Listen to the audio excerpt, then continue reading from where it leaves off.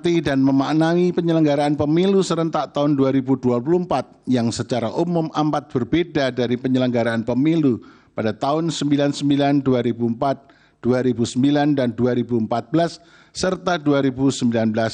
Perbedaan ini terletak pada adanya dugaan intervensi kuat dari sentral cabang kekuasaan eksekutif yang cenderung dan secara jelas mendukung calon tertentu dengan segenap infrastruktur politiknya. Anggapan bahwa presiden boleh berkampanye merupakan justifikasi yang tidak dapat diterima oleh nalar yang sehat dan etika yang peka.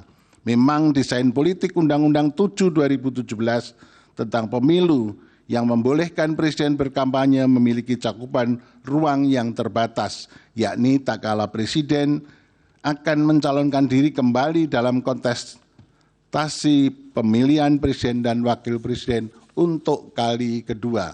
Artinya presiden boleh berkampanye ketika posisinya adalah sebagai pasangan calon presiden dan wakil presiden, bukan berkampanye untuk mempromosikan pasangan calon presiden tertentu ataupun yang didukungnya. Ya baik, Bu Ustadz, terima kasih Anda masih bersama kami. Bang Margarito juga sempat menyampaikan statement. Saya mungkin bilangnya prediksi pada saat menjadi saksi ahli. Dan Anda mengatakan bahwa tidak mungkinlah didiskualifikasi sesuai dengan permohonan 01 dan 03. Saya ingin melupakan itu sebenarnya, Vi. Pertama begini, saya ingin memulai dengan, saya minta maaf dulu sama, ini bulan Syawal gitu ya.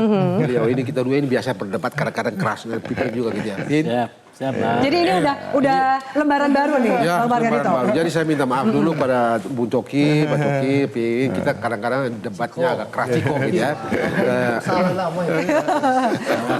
Yang penting niatnya Bang Andre. Jadi itu pokok gitu ya. Kemarin kita berdebat kadang-kadang mungkin terbawa perasaan, ya minta maaf lah. Ya. Itu satu. Yang kedua, teman-teman lain juga gitu ya. Yang kedua begini, selalu ada akhir. Tidak mungkin tidak ada akhir. Dan akhir tidak selalu enak. Kami ini 2014 kita nggak enak juga. 2019. Gitu ya. Jadi saya dari 2000, beliau ini juga nih 2014. Siap. 2019 baru. Kalau beliau ini ikut 2015 dia di sana dia enak kita. Kalau saya beliau ini. Apa kaitannya enak dengan keputusan MK hari ini? Enak. Loh. Apa nih maksudnya? Vi. Ini pertarungan yang rumit kayak begini, ini berat kayak begini itu. Kalah itu nggak enak loh. Kita ini pernah mengalami ini dia. Saya dulu dukung. Nah, beliau kan di sono. Saldi siapa segala di sana. Ya, maksudnya sekarang mereka merasakan posisi yang Anda rasakan di dalam dulu jadi gitu. kita mesti jadi sudahlah, jangan kau kompor-kompor. Aku nggak kompor, aku cuma konfirmasi. Ini orang ini lagi ini berat ini, jadi jangan lagi kompor-kompor. Iya. Begitu itu. Jadi saya ingin sudahlah kita adem lah untuk bangsa ini gitu ya. Demokrasi yang tadi beliau bilang apa tadi itu?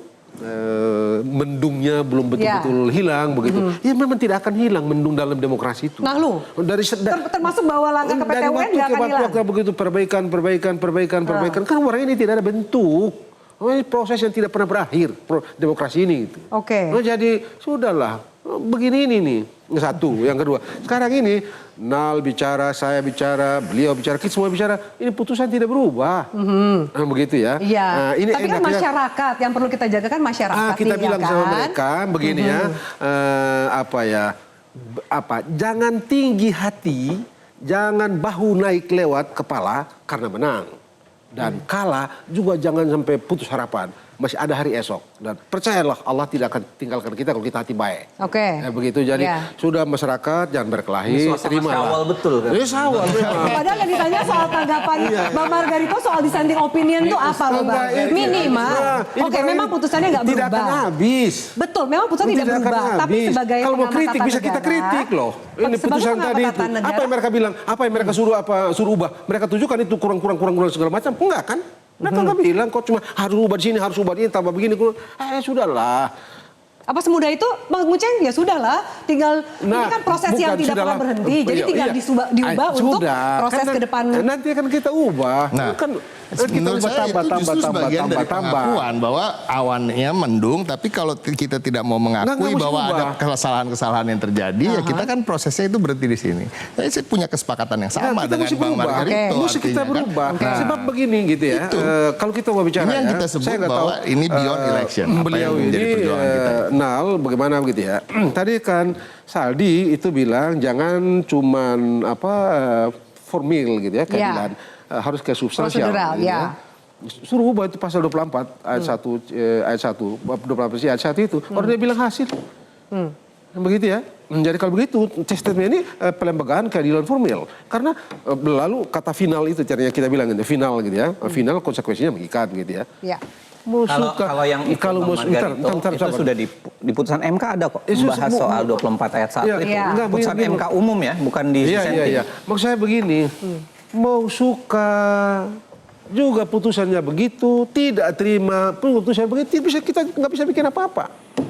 Kita nggak bisa bikin apa-apa. Jadi ada yang kecewa pun nggak bisa bikin apa-apa. Nggak bisa bikin apa-apa. Putusannya hanya tinggal menerima. Tidak bisa dikoreksi karena sistem tidak menyediakan cara untuk mengoreksi. Jadi ada jalur angket di DPR, Pak Margarito, ada jalur PT UN. Itu lain lagi, Vi.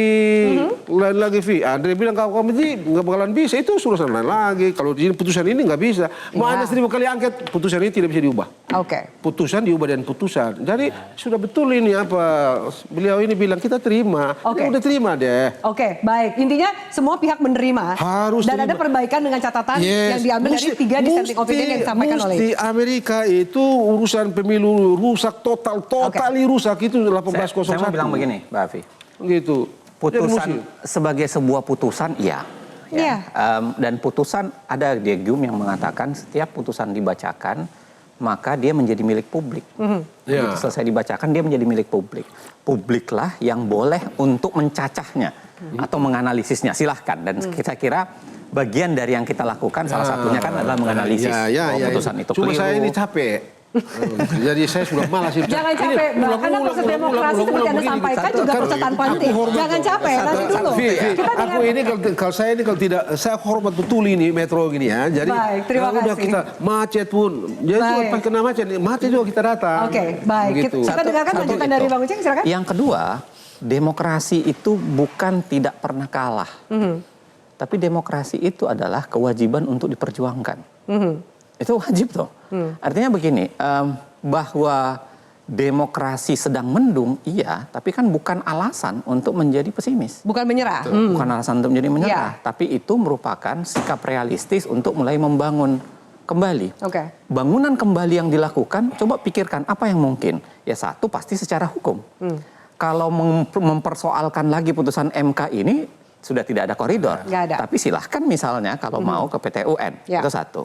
Yang kedua adalah mengkritisi secara PT UN, apa sih mau di PT UN? yang dilakukan oleh PT UN oleh teman-teman tuh.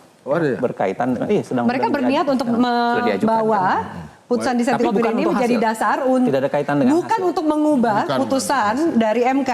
Nah, silahkan. Karena bagus juga itu, kalau itu bagus juga tuh. Dia juga senang, saya juga senang gitu. Bagian dari itu. Yang kedua saya kira bukan secara hukum tapi secara politis. Jadi DPR punya kewenangan untuk melakukan pengawasan secara politis. Tapi di titik ini yang punya berwenang untuk melakukan itu adalah partai-partai. Misalnya dalam kasus angket. Nah silahkan nanti para partai yang berbicara nih. Tadi Bang Andre bilang omon-omon aja. Saya nggak tahu. Mas Pipin bilang enggak nih. Harusnya bisa ya. Silahkan itu bagian dari mereka. Tetapi yang paling inti yang bilang tadi. Bagian dari perjuangan adalah menegakkan demokrasi dengan cara yang tersedia. Dan salah satu cara yang tersedia adalah hukum, salah duanya adalah politik. Salah tiganya adalah, ini yang saya mau bilang, masyarakat sipil kita semua itu harus membangun yang namanya oposisi. Karena demokrasi sehat itu hanya bisa ada ketika oposisinya berjalan. Kalau semuanya guyup, kalau guyup diterjemahkan adalah semuanya saling rangkul, saling mengiyakan apapun yang disampaikan, saya pasti tidak setuju. Tapi kalau guyup adalah kita bekerja sama, salah satunya adalah menjadi counterpart. Bukan jadi partner sekedar ya, tapi dari counterpart untuk melawan atau kemudian memberikan pemikiran, melakukan kritis. Saya setuju itu. Itulah bagian yang namanya guyup. Guyup itu bukan berarti tidak ada tidak ada posisinya PKS pas banget dengan statement yang tadi disampaikan oleh Mas Uceng. Jelajahi cara baru mendapatkan informasi. Download Metro TV Extend sekarang.